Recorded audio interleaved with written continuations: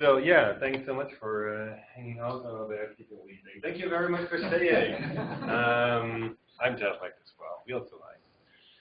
So I'm going to tell you within 17 minutes or so what we've been doing over the last 18 months in Root. And that's what I'm going to cover. So we'll have a little bit of multi-threading, multi-process vectorization.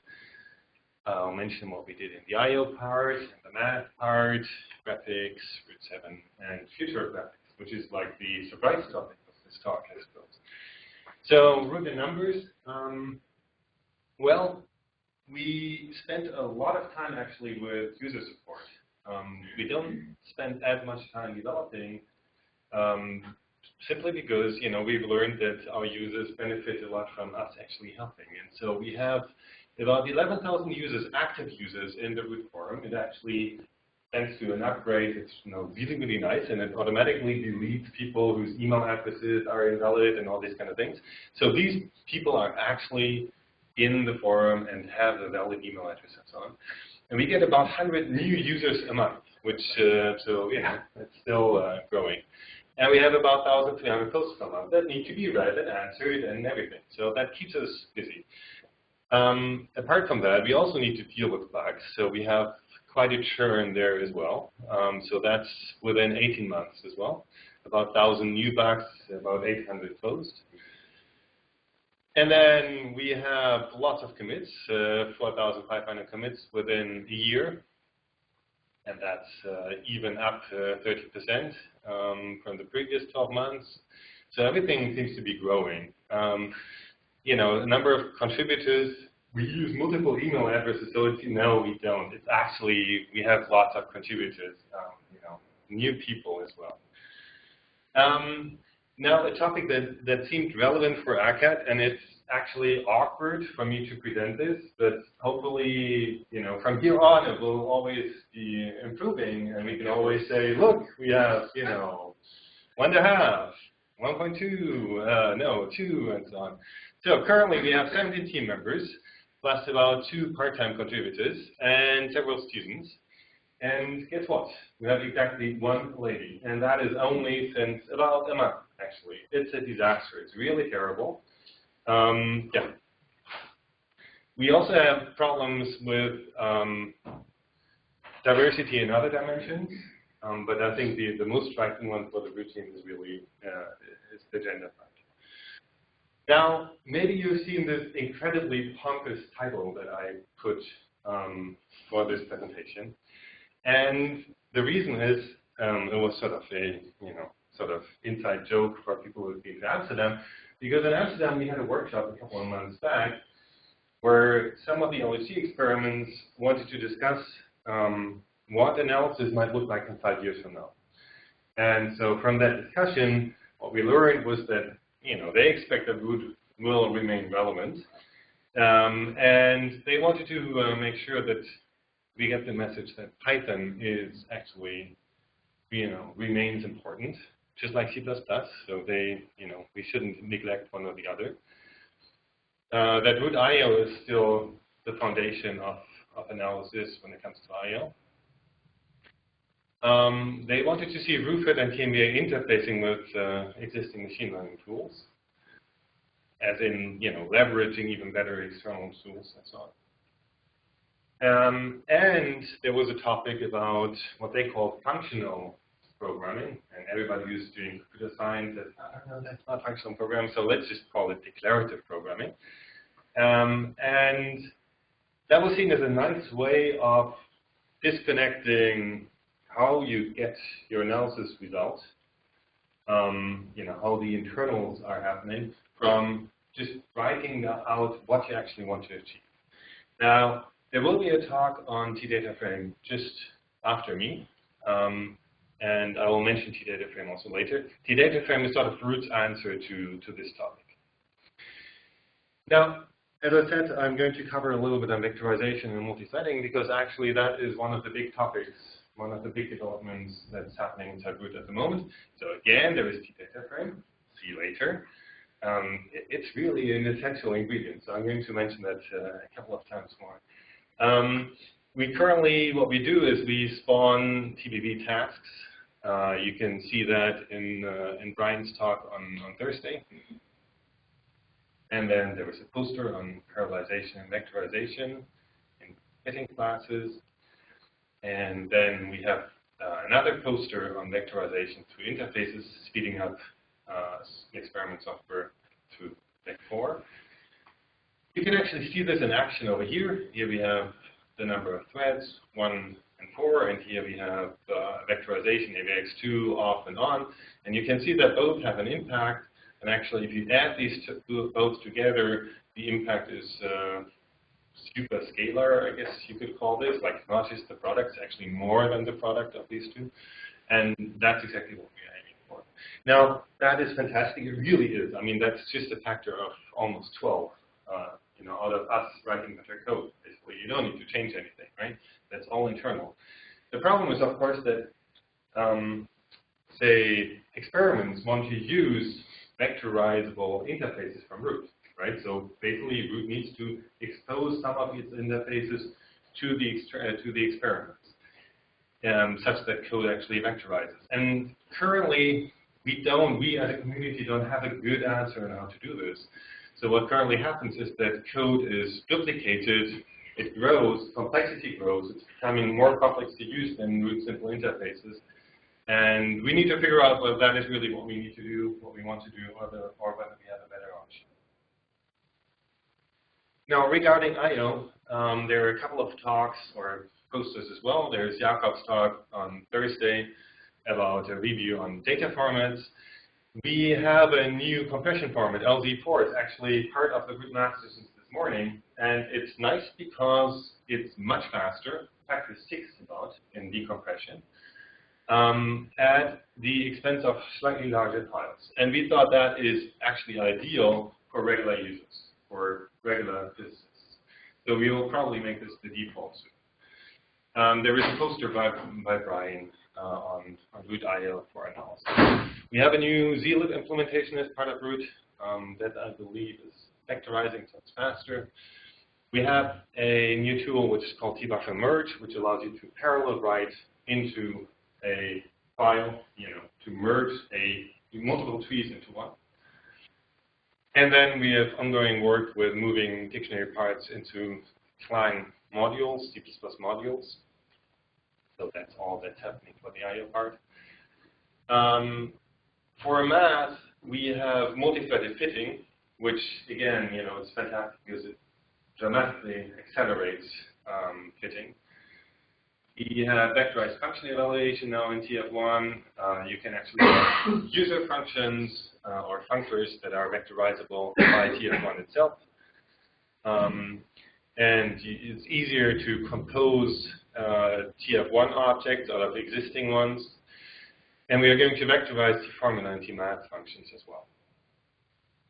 For TMBA, there are lots of new features, also lots of upcoming things. We have lots of contributors. So there is a lot of movement there at the moment. I'll let you read this. There are things like interconnecting to existing packages, but also new frameworks for not only DNNs, which we already have, but also CNN and RNNs. And then for graphics, that is one of the topics that lots of people really hated. And we have finally implemented it and fixed it. So if you draw 3 histograms or 3 objects, 3 graphics objects, right? Then so far you had to select different colors yourself, right? And that's a pain because we can just do it. It knows how many objects you have. You could just select colors, and now we do this. So now if you just say, we want the palette line color, that's what this abbreviation PLC stands for. We'll just select a suitable color ourselves. Another pet peeve of people was that this legend always ends up right on top of the histogram. Well, now it doesn't anymore. Now we sort of have a semi-smart algorithm that figures out where there's enough space to put this thing. It's not perfect, but it's a step forward, I would say. So these are just do the right thing options basically. You don't even notice. Ideally, this just happens. And then there is this constant flow of smaller improvements, like a new box 1 option for TH3. Thank you. Now, one of my favorite topics is Root 7's new interfaces. We want them to be fast and focused and safe and thread safe and transition fairly. Now, these might just be all funny keywords, but we actually mean this. This is very important for us. This is exactly what this is about. And we thought it's so important that we actually can afford to break backward compatibility once and then keep it again for 20 years. We have this since 608. It's sneaked into root experimental, so people usually don't see it, but you can totally try it out. It's just there. You include it like this, for example. And what we currently have is histograms. We have a file. We have a t-pad and a t-canvas. For example, the funny things like you can specify pixels, and it's actually typed. You can't mix, you know, by accident pixel measures and like user coordinate measures and so on. Instead, you can add them, and it does the right thing. Did I mention T-data frame? T-data frame is a fantastic ingredient of this thing. It's actually a better T-tree draw, and you'll have a whole presentation on that next. And one of the important parts for these new interfaces was, you know, like root 6's interfaces have a certain personality. Like they pass the object pointers, there's lots of functionality. Basically, all the functionality is inside a single class. What should root 7's functionality look like? What kind of interface personality do we want? And so that is now basically fixed. We have come to an agreement of what this should look like. It's very explicit when it comes to ownership. We have the separation of simple and advanced interfaces. We, you know, can write safer codes to array spans and unique pointers and so on. Now, what we're doing is we're adding new features continuously, and we will release those as, you know, demands and stabilization of them. So let me just give you an example of a histogram, what this looks like in reality. This thing has basically no virtual interfaces. It's much more inline, so the compiler can optimize things better. More bulk data operations. It's also really safe. You can't do funny things like get bin error on X, Y on a 1D histogram. Yes, that is actually an interface in the old one. And we keep the names so that it's trivial to sort of read code that is written against the new interface. Thread safety is really awkward with the old histograms. I don't know whether you ever tried, but it's really difficult to get this right. The new ones don't have these problems. And we don't have like line colors and so on because graphics is not part of histogram, so also these things are, you know, we're trying to keep it simple and one-trick ponies. At the same time, they're composable, so I actually managed to implement the atomic storage within just a couple of minutes, so that was fun. So if you know what you're doing, you can tweak this. Now, future graphics, as I said, that's a big new thing. We've been silently working on this a little bit.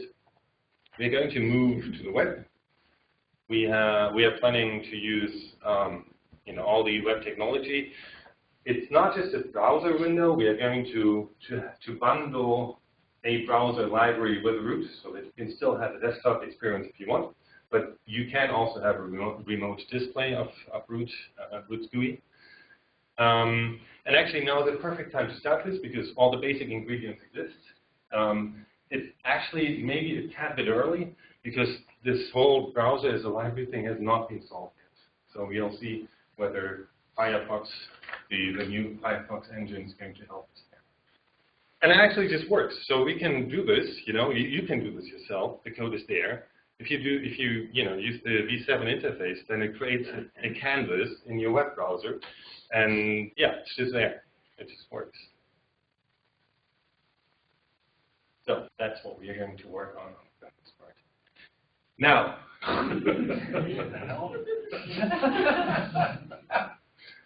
you like that shirt, right? Yeah. So we are also still working on the interpreter, trying to get the last issues out. That we're, one of the biggest, of course, is reloading. We don't have a lot of people who are working on this, so it's slower than we would hope. Now, one of the big items is Windows support that needs actually Cling support. But lots of people actually want this, and a few very dear people want this. And we're actually making lots of progress, and so we hope that we get rudimentary support still this year. But until then, we have containers, for example, on virtual machines. So I'm not the first one to show this link, as I saw. But yeah, we now have Docker containers. And we have upstreamed our patches to LVM.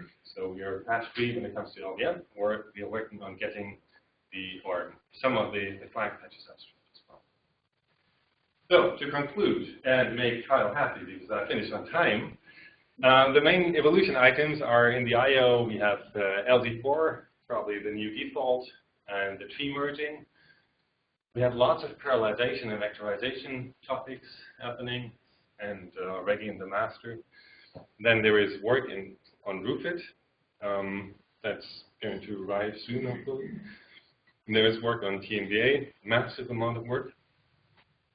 And we are going to move with the whole GUI and graphics part to the web, which is a big relief for us because currently we need to support, well, Windows and macOS and GL, OpenGL, and X11, and what happens when Wayland counts, right? So it's this is going to be a good move for us.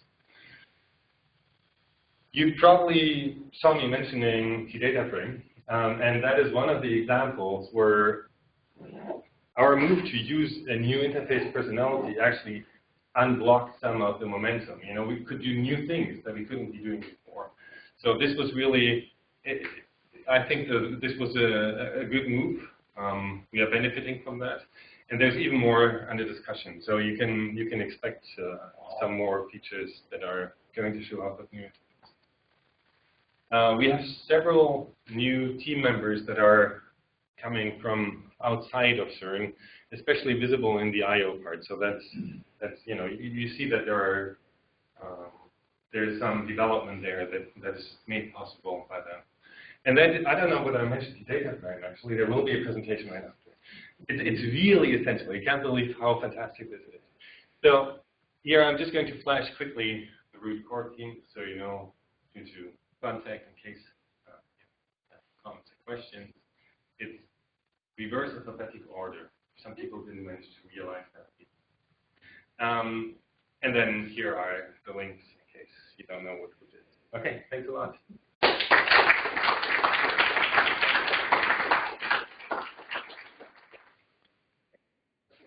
Open season on your picture. I might give a talk. Axel, can you say a couple of words on this?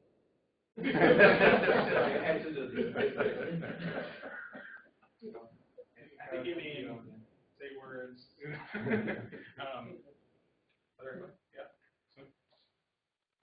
Can you go back to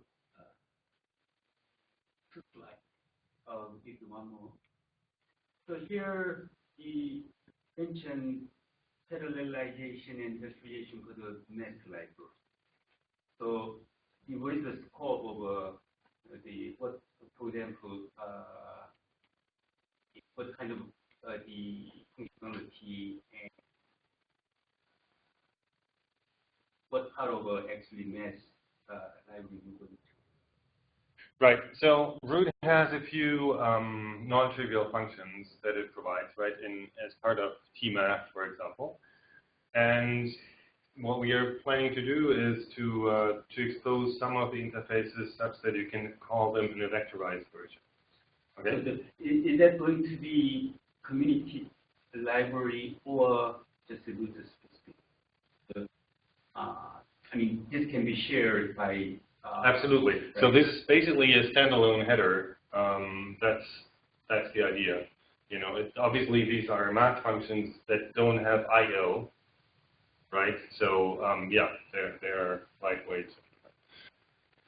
So that's part one, and then part two is that root is trying to use internally as much as possible vectorization and parallelization for things like fitting and so on. So that's less visible from the outside. But those are the two main solutions. Right? So actually, this on this slide, this first bullet point traces me a bit. Is this a second multi-threaded mechanism that's independent of INT? Of what? INT. That is a good question. I don't know exactly the combination of these two being independent. everything else kind of is going into INT. Yeah. It's INT also. As far as I know, it's INT. It's part of INT. You get the multi-thread part, you get when you enable INT, and then the vectorization part, you have to enable the like options. So what these guys are talking about is that root has that single statement that enables root multi-threaded, okay? And it's troot enable INT or whatever it's called. Once you say that, root will try as hard as possible to use all your cores. We don't do this by default because then, I don't know, experiments might be unhappy or something. Actually, we might switch them.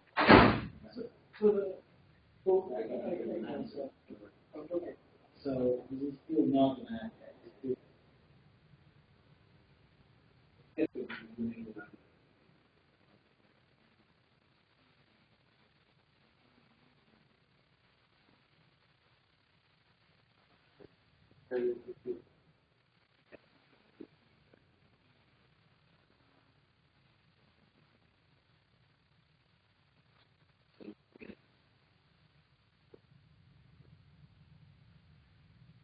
Yeah, we would love to go to design the engine. That whole thing can ruin a little bit.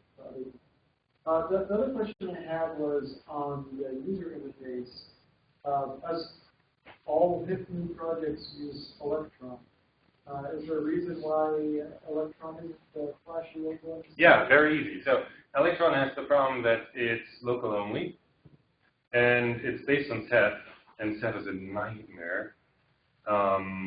But we are going to sort of do something very similar as Electron, which is, you know, for the local only part, we are going to bundle a browser library, as I said, and just communicate with that.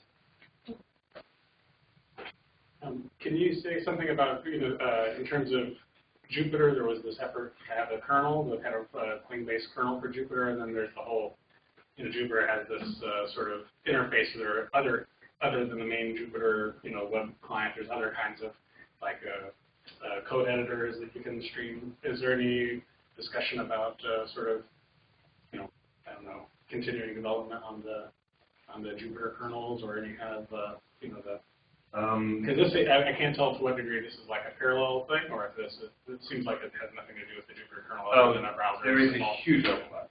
I mean, the whole part of visualization. Conceptually, but I mean technically in terms of their protocols and things like that. No, so exactly. Yeah. So the JavaScript code that is used to draw any of these graphics elements is identical between the Jupyter world and this GUI. I mean, the reason why we started this is because we were aiming at this, and we wanted to have a drawing library in JavaScript that allows us to do both. So, that's the progress you're going to see in the Jupyter world still. But I think basically for the other parts, we're sort of done. I don't know exactly what's going to happen to Swan. I suspect that this will move over out of the routine at some point. Can you say a bit more about JS root and root JS? So, how does support for JS root for like new classes for new visualizations happen? Is this on a one-by-one basis, or is there some generic way to? So let me talk about this part here. Okay, I'm not going to talk about the Jupyter part. I'm going to talk about this because that is for me much more interesting, and that's where it's relevant. So for me, the question is, what if I don't have a rooty graph, but I have my own, my fancy whatever, right? And I still want to draw it. So the way you can do this is by either telling the JavaScript, so the browser front end, through the C++ part, that if you want to draw a my fancy whatever, that is where you grab the painting code, okay? Or you can actually instruct you can carry the painting code from the C++ side over to the browser, or you can even transfer the primitives if that's the thing you want to do. So we have these, we expect that we will support these paths. Okay, and so it's extendable. And with the root.js, so the root.js are the native, actual JavaScript bindings, like hybrid, right? And so that's, I remember from Chet that was for Node. Does that also work completely in the browser, like client side? Yeah, no, that's not Node. That's just, it's using required JS. Okay. You just bind it in. Yeah. Okay, so I can like open the T file in my Yeah. browser. Any other questions? Question? You mentioned bringing compatibility with IU. So what kind of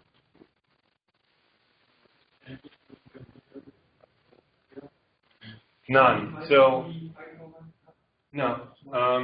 Sorry, what did you say finally? Simplifying I would say the file format is fairly simple. I mean, we have lots of different implementations that are able to read root files. Not bad, right? So, I mean, decoding root files. fairly trivial, right? Yeah, exactly. So,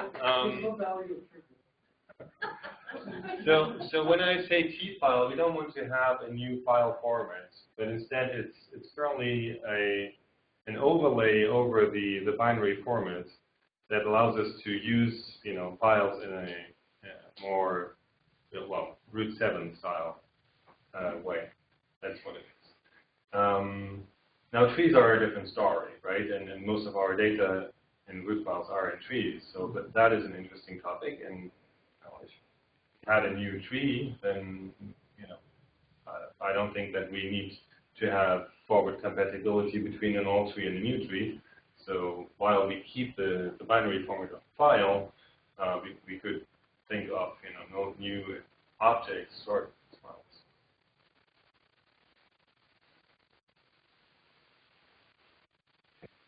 Any other questions? Okay, let's thank you.